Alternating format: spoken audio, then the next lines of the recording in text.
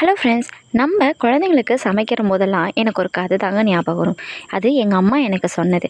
ஒருத்தன் மலை மேலே உட்காந்து ஆடு மேய்ச்சிட்டு இருந்தானா.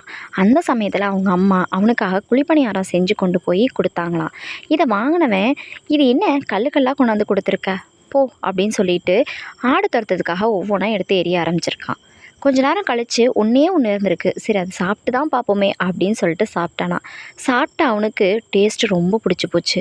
ஐயையோ, இவ்வளோ அருமையாக இருந்துச்சு, இதை தெரியாமல் தூக்கி எறிஞ்சிட்டுமே சொல்லிட்டு காடு காடாக தொலைவி எங்கெல்லாம் ஆடுக்காக துரத்துனானோ அங்கெல்லாம் எடுத்து எடுத்து சாப்பிட ஆரம்பித்தானா. அதுபோல் தாங்க, நம்ம ஆசையாக பார்த்து பார்த்து செஞ்சு கொடுத்தாலும் அதை ஒருவா கூட டேஸ்ட் பண்ணாமையே எனக்கு இது பிடிக்காது, எனக்கு இது வேணாம் அப்படின்னு சொல்லிட்டு எத்தனை குழந்தைங்க வெறுக்கிறாங்க. அது சாப்பிட்டு பார்த்துட்டு பிடிக்கலன்னு சொல்லிட்டா கூட பரவாயில்ல, ஆனால் சாப்பிடவே மாட்டாங்க, ஆனால் பிடிக்கலன்னு சொல்லிடுவாங்க. குழந்தைங்களுக்காக சமைக்கிறதே பெரிய மல்டி டாஸ்காக தாங்க இருக்குது. பிடிச்சிருந்தா ஒரு லைக் பண்ணிக்கோங்க.